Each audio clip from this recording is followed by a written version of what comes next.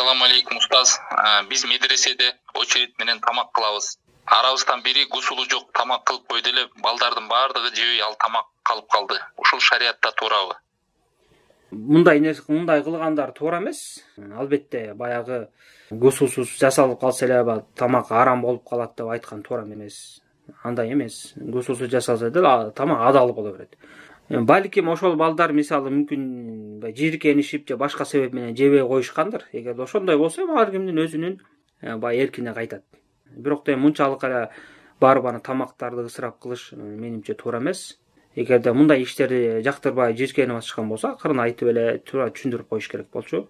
Анан ага өтөшүп ошонун аркасынан ушунча көптөгөн тамактарды таштап салып ысырап кылган бул туура эмес. Ошондуктан ушундай эрежелерди сактап алып жүргөнгө аракет кылыңыздар. Дагы бир кошумчалап коеюн. Мисалы, медреседе бул жерде эркек же кыздардыкын айтпаптыр. Анан эркектер болсо жанагындай, мен ошо эркектерге эле деп ошо боюнча жооп бердим. Эгерде кыздардыкы болуп калган болсо, анда бул нерсе такыр эле туура эмес да. Бул ошо жана кыз кишинин жана этекир айызы келип калып, мана гусул жок болот да ошол кезде.